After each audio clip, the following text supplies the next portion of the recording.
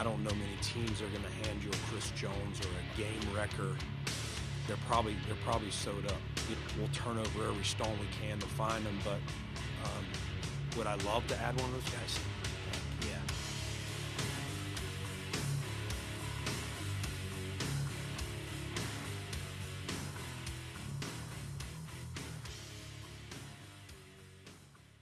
Hello everybody, this is Houston from Gravelot. Today we're going to be doing something a little bit different, as I'm going to do a video by myself now, as we kind of talk about what I want to see the Bills do this offseason and creating my offseason wish list. So we're going to talk about what the Bills want, what Bills need to do to get over the hump over the Chiefs, some of the things I'd like to see them add, some of the things that can really fix a lot of the problems the Bills have faced on defense, mostly on defense. We'll talk a little bit about the offense, some tweaks I'd make there, and we're going to kind of jump right into it. I had three major points I wanted to talk about for this Bills team that I kept coming back to for each offseason. And this year, more than ever, these 3 points really stood out to me. The first one has to be the defensive line, and it's been a key talking point among all Bills social media. If you follow, if you're a Bills fan and you're on Twitter, you're on Instagram, wherever, everybody's clamoring for the big splash addition at defensive line, whether it's edge or if you want to go out and get another stud pass rusher in the interior. If you look at the Eagles, what they're doing with Jalen Carter and Jordan Davis, try to replicate that a little bit to an extent and have Rousseau kind of be the backseat guy there. But I look at this Bills team and I look at the way this defense operates within the two high safety look, the split safety look, and Mike McDonald said it best that when this a split safety defense can generate pressure with 4-man look, and they're able to win that way, it causes so many issues for so many teams because they have the numerical advantage in the secondary, and that's what is the biggest issue for me with the Bills. And I look at what Vic Fangio is doing, which the Bills run an extension of what he does in Philadelphia, a lot of off zone stuff, quarter halves, where you drop off guys in coverage and you don't necessarily see them man up and press that often. It's not something that's really in the McDermott system. So what you need horses up front, and the Bills just simply haven't gotten it done with those guys. They've tried with Von Miller, they've tried with draft picks, they've never been able to find the right mix or rhythm or whatever balance of pass rush they have brought in every year. They've spent a lot of financial resources on it. They've spent a lot of draft resources on it. It just simply hasn't clicked. And this year more than ever, you saw it being an issue. We talk about the Chiefs offensive line that really struggled, did not get blitzed all night. Patrick Mahomes, I felt like I didn't see a clean pocket for him all day. The Bills going into Arrowhead, same offensive line 2 weeks earlier, just couldn't get anything done. Greg Rousseau, who had a really strong regular season, who I really like, just not able to play contain, lost a lot of sense of his pass rush integrity, a lot of length, a lot of great athleticism there on the edge, but really just didn't see it show up. Ed Oliver was probably the biggest bright spot on that defensive line in that game, and that's just not acceptable for me. I need to see more consistency, more results from this group in the playoffs, and I just can't have inconsistency. And you do that by going out and try to land your Stephon Diggs version of a defensive lineman. And Myles Garrett just makes too much sense for me. Bruce Smith was a big mentor, it seemed like, throughout his draft process. He was very involved with that. If you can remember him leading up into his draft year in 2017, it was a big deal. And I think that does matter. I think that holds a little bit of weight. And I also think the Bills having 3 picks in the top 60 could give them a little bit of sense of comfort of going out and acquiring that kind of player. You nickel and dime your way into a better financial situation. You can always go to the bank of Dion and Josh and try to get a little bit more money and borrow a little bit more and try to make it work. But to me, as a contender and a team that really needs to make the Super Bowl, you have the quarterback talent. You just need to go out and get your star pass rusher. And I've always said this, you win championships in the trenches. The Eagles just did it. Their offensive line's always been great. Jeff Stoutland, big credit to him. The Bills have their version of that with Aaron Cromer. They just haven't figured it out on the defensive line. I think if they do, this team can make the Super Bowl and they can win it. So defensive line is a huge need for me. Talk about them in their pressure percentage this year, 21st. Not good, below average, obviously. And it is the engine of this defense. Dean Marlowe once said that, a former Bills safety who played many years under Sean McDermott. He basically said, the defensive line is the engine of this team. And if your engine isn't strong, you're not going to get where you want to go. You're not going to get past the finish line. I also think, this is a very small ball lineup. I think about NBA teams that play with the small ball style. That's kind of what the Bills' defensive line is. They necessarily don't really have the beef up there, and it really hasn't been an issue in the playoffs per se.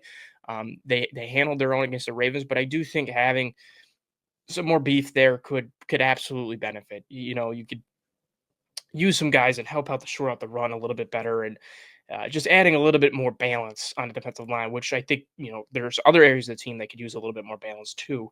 I think that's a key point I will bring up this offseason is that they need balance. They need to find ways to have varying skill sets so it balances out. So where you have guys that can match up well against multiple teams, and you're not kind of going into each game, with the same guys and just, having the complete disadvantage. But again, you just need a need mover, and you need a guy that can get you over the hump. And you think about what the Bengals did with Trey Hendrickson. He really catapulted that team with his pass rushing. They had Jesse Bates, but the Bills have players in the secondary too. Um, and he was a dynamic force, and he was unstoppable for that team. He still is. But I think about all these top contenders. They have great pass rushers. Chiefs made the Super Bowl with Chris Jones, George Karlaftis. The Eagles made it with Milton. They had a ton of guys: Milton Williams, Jordan Davis, Jalen Carter, Nolan Smith. I mean, it's probably one of the more complete defensive lines I've ever seen. Josh Sweat, I didn't even mention. Very, very talented group. Even Jalen Hunt, like they are just deep, and that's why they won the Super Bowl. And I just, it might be lazy to look at the Super Bowl winner and try to replicate what they do, but this has been a problem for the Bills for many years. It's not just this year. It's just a unit that hasn't gotten the job done. To me, the Bills need to do whatever they can to land a guy like Myles Garrett and bring him in and really just give this defense what they need. Because if they can play with four up front and play into the strength of what McDermott wants to do at the back end, I think this defense will be the best it's ever been. Because really, frankly, it is the engine of this defense. The bigger thing I wanted to also talk about is the Bills' inability to hit on early draft picks. It's been an issue for a few years now. It's something that's come up time and time again, and it's day one and day two has been particularly a big problem for the Bills. More so on day one. They've had some hits on day two. James Cook more recently, but they just haven't had any home run hits. You think about some of the guys they have drafted early. Ed Oliver, Greg Rousseau. I would consider them hits, but are they real dynamic difference makers? And I would answer that as no. They're good players, but are you drafting great players? And I think that's the difference between the talent disparity in a lot of teams is the Bills aren't bringing in those talents. And I know it's hard to do and it's not easy to do. So I'm willing to give them benefit of the doubt. But at some point in time, you can't be drafting Kyrie Williams. You can't be drafting, Keon Coleman, who averaged 7 yards in the playoffs. And he could be a very good receiver in the future. But right now, he is not an impactful player for this team. And a guy that they traded essentially to the Chiefs was Xavier Worthy, was a force in the playoffs. And that's the difference. Difference makers in the playoffs, they get you over the hump, and that talent disparity is there, even though your quarterback is playing his absolute heart out. And I look at this front office and their inability to land those early picks. The safety was an important position for them this offseason, or last offseason, I'm sorry. And we looked at what they did at safety. Cole Bishop, I think he's going to be a good player, but Cooper DeJean was a safety, and he's doing so many dynamic things in that Eagles secondary. And he was on the board, and you traded back, and you had an opportunity to take him twice, essentially, and you passed on him twice. There are players that they are missing out on, and they need to find ways to improve their batting average and their slugging percentage in these early rounds. And look, Brandon Beane's fantastic in rounds 4 through 7. Not going to ever take that away from him, but you're more likely to find starting and star talent in the early rounds. And the Bills just simply haven't gotten that job done, frankly, since Josh Allen, in finding true star talent. And look, Deion Dawkins is fantastic. Spencer Brown is great. But a lot of that came later on in their careers when it took a coach to just completely change the way they play football. And they need to find guys that can help now. These long-term projects are great, but they don't help the team now. I think it's important for the Bills to realize that and go out and get some real difference makers early in the draft. As far as offense goes, I don't have a ton of concerns with it. We saw how good they were. It was historically great of a season for this offense with Joe Brady and what he was able to do in the running game. A lot of what they did with the 6 offensive linemen, very impressive. The way the Bills kind of built this bully brand of their offense, and I really like that. I've always wanted the Bills to have an offense that kind of fed into that and played that brand of football. But here they are again, and they have an opportunity to get even better. And Josh Allen is continuing to improve in his game. You see the processing is better, his ability to play that pocket passer, roll that game manager, even in games like he's done it all. Like he could do literally everything you want him to do. He's a true point guard at the quarterback position. Continues to get better. But if there's one gripe I have with this offense, I think there's probably one more thing I'd add to this receiver room, and it's speed. And it's something I clamored for in the preseason, the offseason last year, and they added at MVS. And, some people kind of expected him to be that deep threat, that primary deep threat for the Bills. And right now, they really don't have one. Matt Collins can get some get some deeper throws, but he's mostly going to be your really good blocking receiver, really good guy on in breakers. Like that's his specialty. Khalil Shakir is your separator over the middle. He can do a lot of nice things there. Keon Coleman, time will tell what he is, but he's more of a contested catch 50-50 guy. He's not going to burn by any safeties or anything. He's not somebody that teams are going to worry about have to play off on. They're going to press up on him. They're going to play physical with him. They're going to jam him. Teams aren't necessarily worried about him beating them deep. And, I look at, Amari Cooper, who I love Amari Cooper as a person, as a player. He did a lot of nice things for this team, and I think he played his role to a T for what the Bills asked him to do.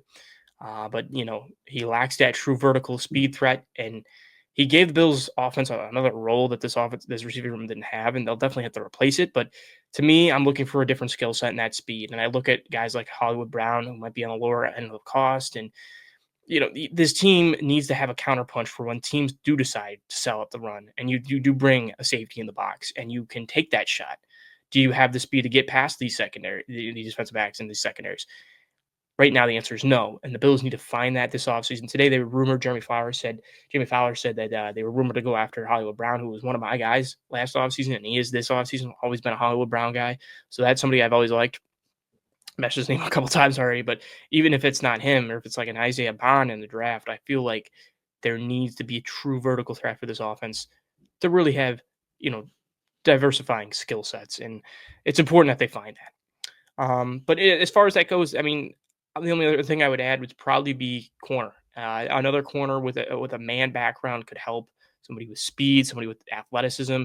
We saw sort of that dip with Rasul Douglas this season. The regression was there. He's an older player. He's climbing into his 30s. Didn't really have the ball hawking ability that we saw last season, where he had that, multiple interceptions in a season, and you kind of saw a good player there, and he helped out when Christian Benford was out in the playoff game, but it's not the same player. Took a step back, and I think the Bills will look to improve that. And they dropped a few breadcrumbs over the past few days. They hired Mike Pellegrino and Ryan Nielsen, senior defensive assistant and a new cornerbacks coach. And Pellegrino comes from New England, both man backgrounds. So maybe they're making schematic tweaks to help out this pass rush and help out this secondary. So we'll see if that's the case. McDermott, again, he's a very zone heavy guy. Everybody knows that. And it's important to see what kind of changes this defense needs to make. And they know, I think these hires indicate that they know real change needs to happen. And, whether they do make a big splash or not, like they need to start really trying to fix this quickly, because, time's always running.